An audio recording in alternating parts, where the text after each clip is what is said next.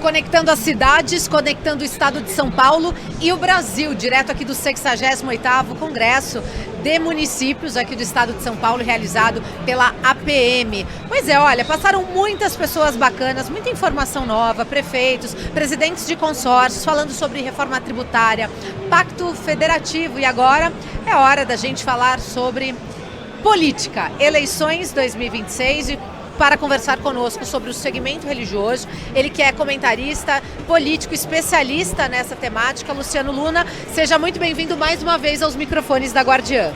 Sempre uma alegria, Gabi, estar junto com você e com nossos telespectadores e ouvintes da Guardiã da Notícia. Exatamente. Bom, política e religião, se conversa? Como é que está isso nessas eleições? Se conversam muito. Como eu te disse da última entrevista, a política aprendeu a andar em parceria com as religiões, com as igrejas, sabendo a importância que a igreja tem na sociedade em relação ao trabalho que a igreja faz na parte social, e isso traz a resposta para o político e para a política em si em relação à eleição, aos votos, à parceria. Eles estão enxergando a igreja hoje mais organizada. Você sabe que os nossos deputados, vereadores, todos representam as grandes igrejas do Brasil, ou seja, política e religião se conversam.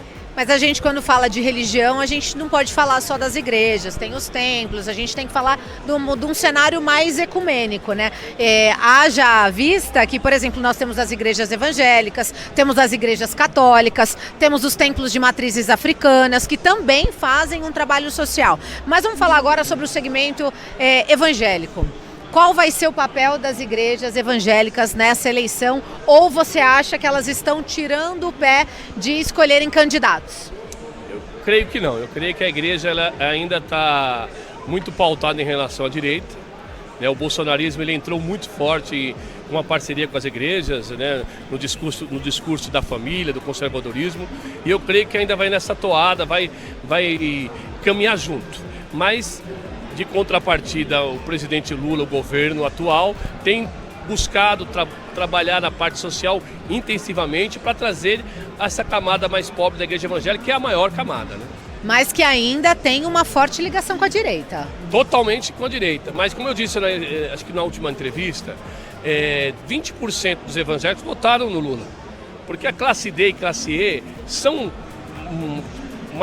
vamos dizer assim, a maioria é evangélica, não? Os evangélicos são 30% da população e a classe E e a classe D são 80% dos evangélicos. E a gente sabe que os evangélicos da classe C, classe B e classe A são bolsonaristas, são mais conservadores, é uma classe mais politizada.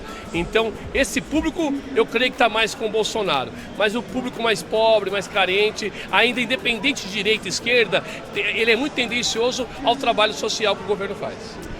O governo Lula tem dado sinais, tem trazido grandes lideranças para se aproximar, principalmente desse segmento evangélico. Você acredita que ainda dá tempo de fazer essa virada de chave? Eu creio que não consegue virar chave, mas tem conversado, tem tido diálogo e tem avançado um pouco mais. Eu acho que ele avança um pouco mais com o segmento, cresce um pouco mais, mas ainda a direita está um pouco distante à frente desse segmento importante que é o segmento evangélico. A gente está falando de um cenário nacional, mas a gente sabe que aqui a história no estado de São Paulo é outra. Então vamos fazer uma comparação com o Nordeste e com aqui o estado de São Paulo. Vamos lá. São Paulo, interior extremamente conservador, os evangélicos desde sempre apoiando a direita e vão continuar apoiando o Tarcísio. Ele tem uma inserção muito grande, ele fala o linguajar do povo de Deus, das igrejas, não somente evangélicas. Ele até prega, né? Ele prega, né? Ele conhece bem a palavra, vai na igreja católica, vai na igreja evangélica. Como você falou muito bem, o segmento religioso, temos os nossos irmãos de matriz africana, tem os budistas, tem as igrejas de espírito fazem um trabalho social muito grande. E o Tarcísio entendeu isso e fala muito bem no segmento religioso. E a esquerda de São Paulo sempre patinou, continua patinando, não consegue fazer política que atende às igrejas como um todo. Então, em São Paulo, capital, vamos dizer assim, a direita ganha de lavada. No Nordeste, como eu te falei, é um pouco diferente isso, pelo trabalho social que o governo faz. Para a gente encerrar, então, qual a sua avaliação, já que a eleição está batendo na porta, né? Para que caminho o eleitor brasileiro vai seguir, independente se tem o apoio da igreja, se não tem o apoio da igreja. Você enxerga um cenário ainda completamente polarizado? Eu enxergo o cenário polarizado. Eu acho muito difícil uma terceira via despontar. Os ânimos ainda estão muito acirrados.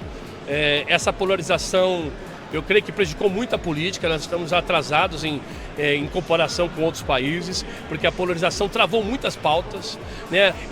Economicamente o país não avança, né? As obras sociais um pouco avançaram com o presidente Lula, mas não avançaram tanto com o Bolsonaro, ou seja, a polarização tem feito muito mal para o nosso país e eu creio que ainda continua com essa polarização. Suas considerações finais. Quero agradecer mais uma vez, Gabi, é uma alegria estar com você e estaremos juntos nessas eleições que serão eleições apertadíssimas e estaremos apoiando os nossos amigos, os nossos candidatos, fazendo um trabalho imparcial e junto com a Guardiã da Notícia, que é a melhor rádio e melhor telecomunicação do Brasil. Ó, que chique.